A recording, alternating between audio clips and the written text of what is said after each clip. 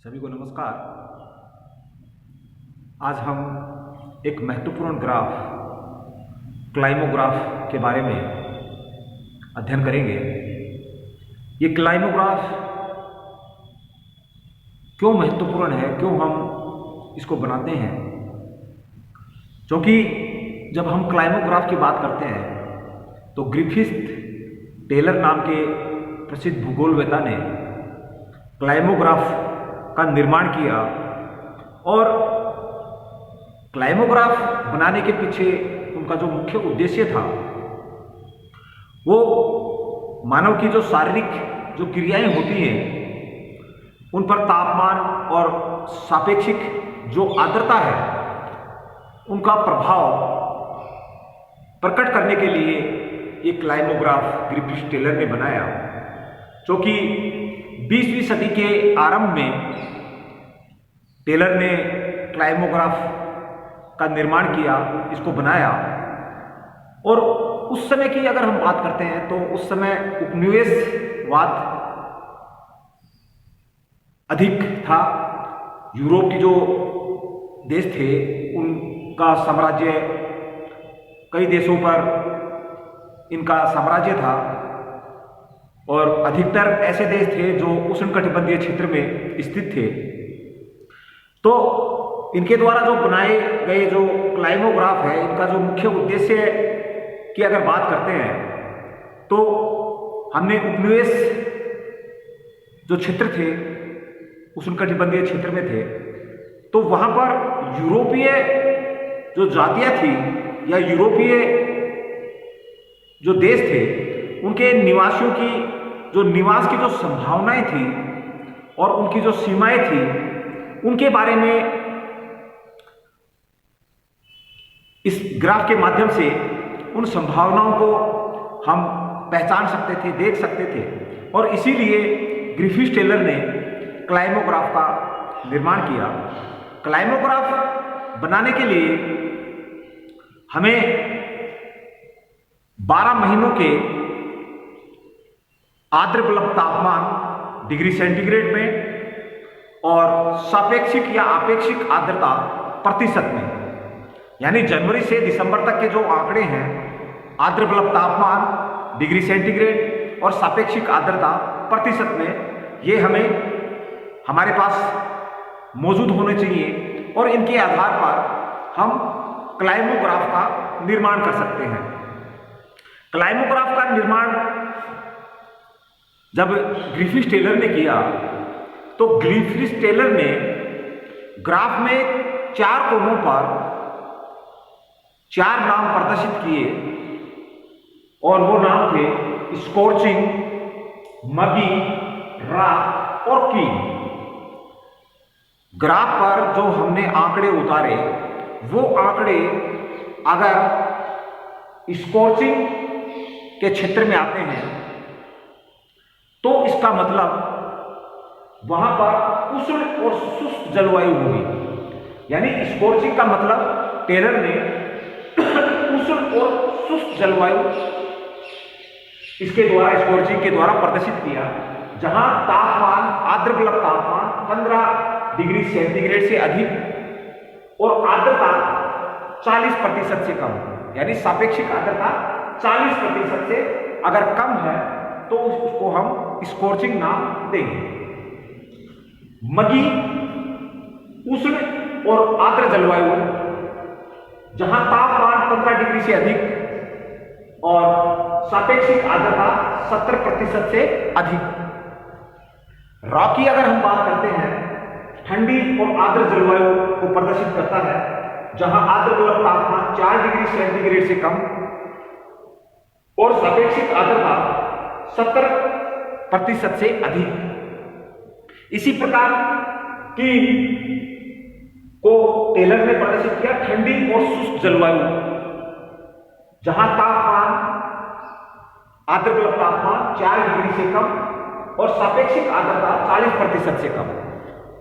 ये जो जलवायु के प्रकार हैं स्कॉर्चिंग, मगी, रा और कीन, इन चारों को टेलर ने ग्राफ में यहां स्कॉर्चिंग, यहां मगी, यहां रा और यहां की को 4 कोणों में इसको प्रदर्शित किया। इसका तात्पर्य है जहां आलेख जिस दिशा में जिस तरफ बनेगा वो उसी प्रकार की जलवायु को प्रदर्शित करेगा। तो हम जलवायु की जो सामान्य दशाएं होती हैं उनके बारे में हम वो पढ़ सकते हैं। तो सामान्य जो जानकारी होती है वो जानकारी हमें क्लाइमोग्राफ के माध्यम से प्राप्त हो जाती है। तो यहां हम इस ग्राफ में आर्द्र तापमान डिग्री सेंटीग्रेड को ऊर्ध्वाधर स्थिति में और क्षैतिज स्थिति में आपेक्षिक या सापेक्षिक जो आर्द्रता है प्रतिशत में वो हमने बना दी।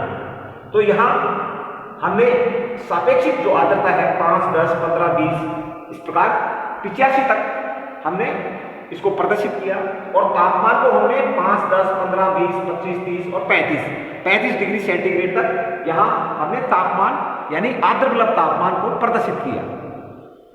हमारे पास जो कि आंकड़े मौजूद हैं, अगर एग्जाम में इसके संबंध में अगर क्वेश्चन आता है तो हमारे पास ये 3 प्रकार के आंकड़े मौजूद होंगे। महीने जिसमें जनवरी से दिसंबर तक के महीने होंगे, आर्द्र तापमान डिग्री सेंटीग्रेड में ये हमारे पास उपलब्ध होंगे और सापेक्षिक या आपेक्षिक आर्द्रता प्रतिशत में ये हमारे पास उपलब्ध होंगे।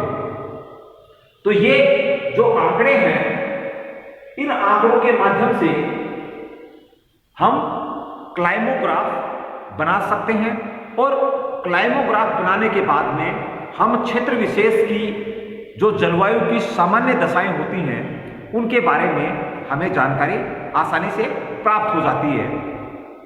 इसको अगर बनाने की हम बात करते हैं तो हमारे पास जो कि आंकड़े मौजूद हैं और इन आंकड़ों की सहायता से हम ग्राफ पेपर पर क्लाइमोग्राफ बनाने की अगर बात करते हैं तो हमारे पास ये जनवरी में 14 डिग्री तापमान और आपेक्षिक या सापेक्षिक आर्द्रता 27% है। तो हमारे पास तापमान ऊर्ध्वाधर स्थिति में और आर्द्रता क्षैतिज में है। तो 27 का मतलब ये और 14 यहां। तो यहां हम जब ये आंकड़े उतारते हैं तो आंकड़ों के साथ साथ हमें उसका महीना भी यहां अंकित कर देना है जिससे कि हम क्लाइमोग्राफ को आसानी से पढ़ सकें। ये जनवरी का हमने इंगित कर दिया, फरवरी का 16 और 39, तो 16 तापमान यहां और 39 डिग्री यहां, इसको हमने मिला दिया, ये हो गया फरवरी। फिर मार्च 15 और 23, 15 और 23, ये मार्च। फिर अप्रैल 19 और 22,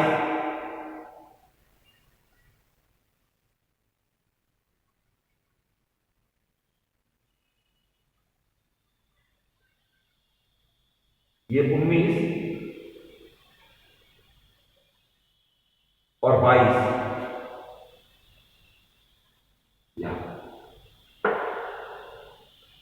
अप्रैल।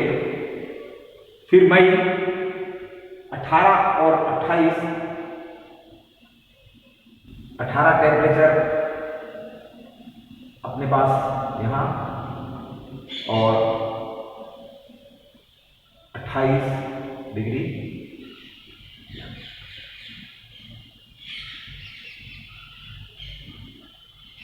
मई।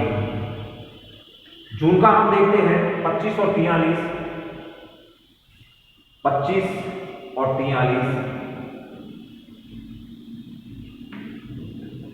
फिर 25 और 49, 25 और 49, फिर 25 और 55, 25 और 55, फिर 24 और 48, 24 और 48,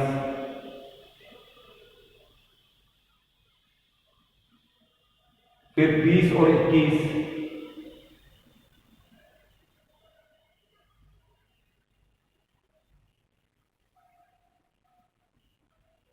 फिर 16 और 17,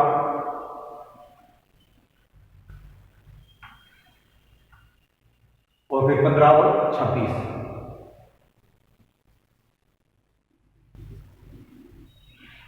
ये तो इस तरह से ये क्लाइमोग्राफ हमारा बन गया। अब इसको हम आसानी से पढ़ सकते हैं। जिस दिशा में ये प्रदर्शित हो रहा है वो उसी प्रकार की जलवायु का ये द्योतक होगा। तो इस प्रकार हम क्लाइमोग्राफ के माध्यम से एक क्षेत्र विशेष की जो सामान्य जो जलवायु से संबंधित जानकारी है वो हम पढ़ सकते हैं, उनकी जानकारी हम आसानी से प्राप्त कर सकते हैं। धन्यवाद।